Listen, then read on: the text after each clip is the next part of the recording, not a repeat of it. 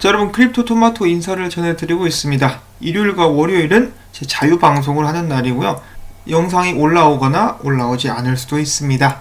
자, 그럼 오늘 짧은 소식들 나온 거 한번 모아봤는데요. 바로 또 한번 보도록 하시죠. 자, 첫 번째로 XRP 일봉상에서 이제 골든 크로스가 나올 것 같다라고 이야기를 하고 있습니다. 지금쯤이면 나오지 않았을까 싶은데요.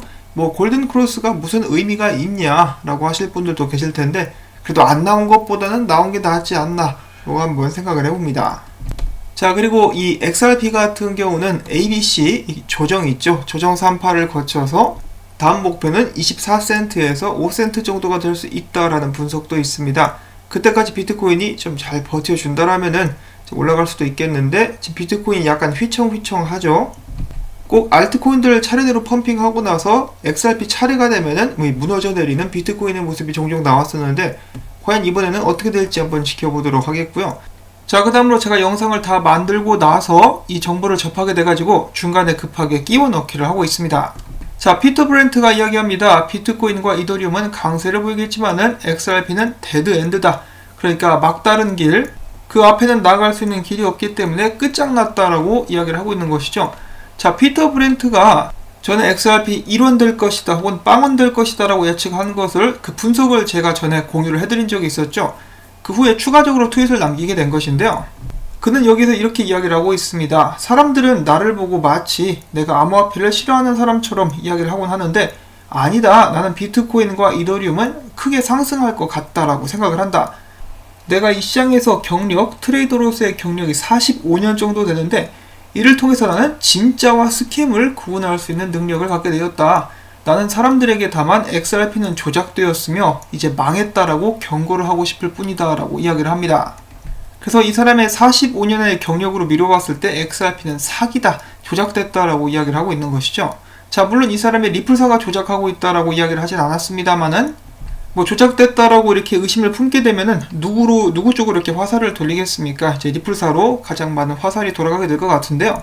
이 코인코드의 기사를 보면 이렇게 나와 있죠. 그는 실제로 조작된 시장으로 간주했었던 XRP와는 반대로 이더리움과 비트코인 같은 경우는 진짜 거래라고 부르고 있으며, XRP는 스캠이며, 또한 그는 XRP가 무료로 제공되어야 된다라고, 그러니까 에어드랍이 되어야 된다라고 이야기를 하기도 했었다라고 합니다. 자, 그래서 피터 브렌트는 완전하게 XRP를 이제 싫어하는 쪽으로 넘어간 것 같은데요. 여러분들께서도 기억을 하시겠지만은, 피터 브렌트 같은 경우는 전에 더 이상은 XRP에 대해서 차트 분석을 남기지 않겠다, 나아가서는 비트코인에 대해서 차트 분석을 남기지 않겠다라고 이야기를 했으나, 자기의 말을 번복하고 다시 돌아온 듯한 모습을 보여주고 있습니다.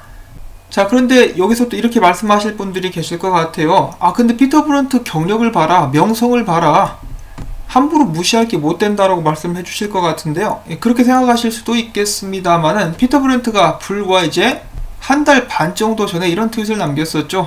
그때 당시에 비트코인이 막 떡락하고 있으니까 내가 전에 이런 말을 했었다. 비트코인은 엄청나게 떡상을 하거나 빵원이 되거나 둘 중에 하나일 거라고 이야기를 한 적이 있는데, 나는 비트코인이 빵원이 될 것 같다라고 트윗을 남긴 후에 이런 트윗도 남깁니다. $1000 아래로 내려갈 것 같다. 이 트윗을 남기고 나서 또 이제 많이 논란이 됐었죠. 욕도 많이 먹고. 그런데 이제 $1000 아래로 내려갈 거라고 이야기를 했었던 피터 브렌트가 비트코인과 이더리움은 정말 잘 많이 올라갈 것 같다, 상승할 것 같다, super bullish 하다라고까지 이야기를 하고 있는데요. 제가 뭐 이 피터 브렌트가 사기다, 뭐 말바꿈쟁이다 라고 말씀을 드리려는 것이 아니라, 피터 브렌트의 실력이나 경력은 인정하겠지만 상황이 바뀌면은 그의 의견도 따라서 바뀔 수 있다라는 것입니다. 그래서 지금 XRP를 막 공격을 하고 있지만은, 나중에 혹시라도 XRP가 좋은 성적을 보이게 되면은 그때 가서는 또 말이 바뀌게 될 수 있는 여지가 많다라는 것이죠. 그리고 XRP 가격 조작 같은 경우는 그럴 수도 있고 아닐 수도 있겠지만은, 저는 리플사가 조작하고 있을 거라고는 생각은 안 합니다. 제가 여러 번 말씀을 드렸지만은, 이 소송이 걸린 게 몇 개인데 조작하다 걸리면 전부 다 그냥 끝장 나버립니다. 지금 리플사 기업 가치가 얼마였었죠? 어마어마하게 이제 기업 가치를 높여놨는데, 뭐 때문에 그런 도박을 하겠고, SEC가 눈을 벌겋게 뜨고 있는데 그런 위험을 감수할 이유가 전혀 없겠죠. 자, 아무튼 여기까지가 이제 제가 끼워넣기한 피터 브렌트의 분석에 관한 내용이었고요. 이 다음부터는 다음 기사로 또 바로 넘어가도록 하겠습니다. 지금 이 시각 웬일로 XRP에 많은 자금들이 유입이 되고 있습니다. 이 자금들을 바탕으로 좀 펌핑을 해주면 얼마나 좋을까라고 한번 생각을 해보는데요. 한편 이 자금들은 비트코인에서 또 많이 빠져나가고 있는 듯한 그런 모습을 보여주고 있습니다. 비트코인 가격이 조정을 받게 되지 않을까라고 예상을 해볼 수 있는 그런 부분이라고 볼 수가 있겠죠. 그 전에 XRP 좀 올려주라. 그 다음엔 최근 3달간의 암호화폐들 성적을 비교를 해놨길래 한번 가져가 봤는데요. 2월 19일과 5월 7일 비트코인 같은 경우는 지금 올랐는데 XRP 같은 경우는 떨어졌습니다. 근데 XRP 뿐만 아니라 다른 알트코인들도 전반적으로 비트코인에 비해서 상승률은 크지 않은 그런 모습을 보여주고 있습니다. 알트코인들이 좀 약세를 보이고 비트코인이 득세를 하는 경향이 두드러지고 있는 것이 아닌가 싶은데요. 사실 거의 모든 알트코인이 비슷한 상황이라고 볼 수가 있겠네요.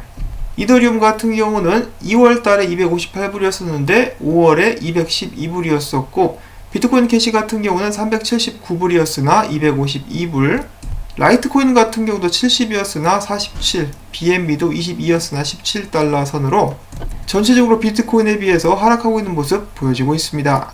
자, 이것이 반감기의 위력이다라고도 생각을 해볼 수는 있겠지만요. 만약에 비트코인에서 이제 몰려섰던 돈이 수익 실현하면서 나오게 된다면은 그 돈이 다시 한번 알트코인으로 이동할 수 있을 것도 기대를 해봐야 될 것 같습니다. 자, 그 다음에는 월튼 비즈니스 매거진이라는 잡지가 있는데요. 검색을 해보니까 그래도 꽤 알려지는 그런 매체가 아닌가 싶은데, 저는 문외한이라 잘 모르겠지만은 아무튼 이 비즈니스 매거진에서 리플사의 어슈지 빌라를 초청을 해가지고 웹 세미나죠. 웨브나에서 같이 함께 이제 토론을 하는 시간을 갖도록 하겠다고 합니다. 토론의 주제는 바로 이 전 세계 중앙은행들이 디지털 화폐로 뛰어들게 되면은, 사용하게 되면은 어떤 일이 벌어지게 될 것인가에 대해서 이야기를 하게 될 것이라고 하는데요.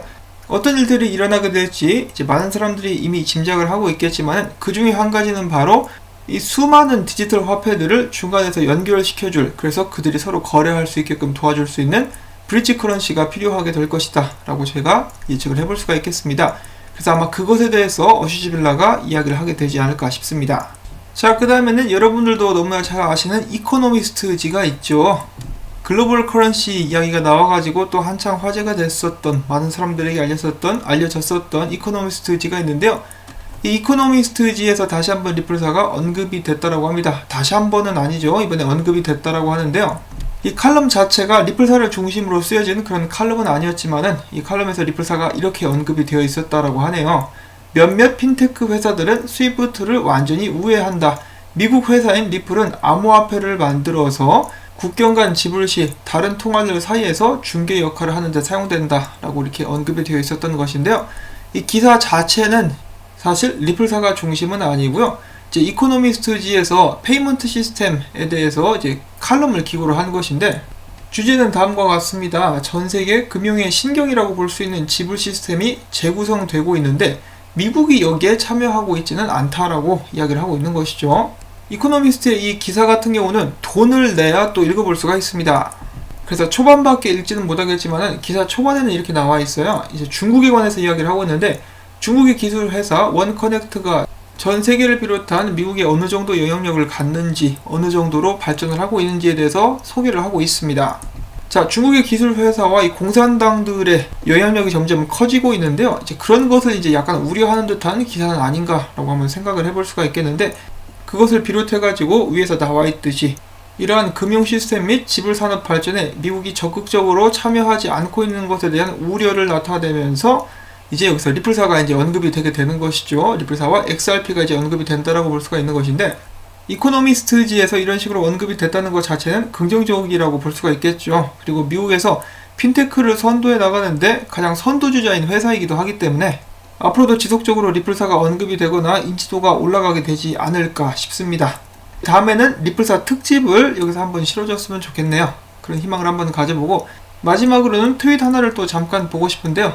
일단 여기 보시는 이 남자 있죠. 나가바오라고 하는 사람인데요. 정말 웃깁니다. 최근에 XRP 커뮤니티에서 엄청나게 화제가 되고 있는 사람인데, 일단 리플사와 XRP에 대해서 좋은 말을 하지는 않아요. XRP에 투자를 했는데 가격이 오르지 않자 화가 나가지고 영상을 만들면서 이제 특이한 억양으로 쌍욕을 하면서 분노를 표출하는 사람으로 굉장히 유명합니다. 사람들은 뭐 당연히 장난이겠지만은 스웨일에 이 사람을 초청해야 된다라는 말까지 나오고 있는데요. 계속 욕으로 범벅이 되기 때문에 제가 영상에서 재생을 할 수는 없겠지만은 관심 있으신 분들 한번 찾아보시면 좋을 것 같습니다. 자, 아무튼 이 사람의 영상과 함께 이 트윗이 올라왔는데요. 스텔라 같은 경우는 최근에 500만 달러를 아브라에 투자해가지고 스텔라 블록체인을 아브라에 통합시킨다라는 발표를 했다. 그에 반해서 리플사는 어떤가? 그 비용의 10배에 달하는 5천만 달러를 이제 학교라든지 여러가지 단체에 기부하는 데 사용을 했다. 그리고 또한 500만 달러를 앨런주에서 기부를 하기도 했었다. 그 와중에 이 나가바오 씨는 지나가는 버스에 타고 있었던 약쟁이 여자로부터 조롱을 받았다. 뭐 이런 식으로 이야기를 하기도 합니다. 자, 아무튼 여기서 중요한 것은 스텔라 재단이 돈을 적게 썼지만은 효과적으로 썼다라고 이 사람은 이야기를 하고 있는 것인데, 자, 리플사도 투자를 많이 하기는 했습니다. XRP 가격이 오르지는 않았지만요. 그래서이기 때문인지는 모르겠지만 XRP 투자자는 뒷전이고 이런 식으로 기부를 하는 것에 대해서 사람들이 불만을 표하고 있는 것이 아닌가 싶습니다.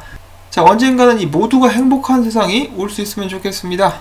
오늘 이런저런 짧은 소식들 여기까지이고요. 즐겁게 보셨거나 도움이 되셨다면 주말인데도 수고했다라는 의미에서 토마토밭에 물을 주시고 이 광고주 방문도 한 번씩 부탁을 전해드립니다.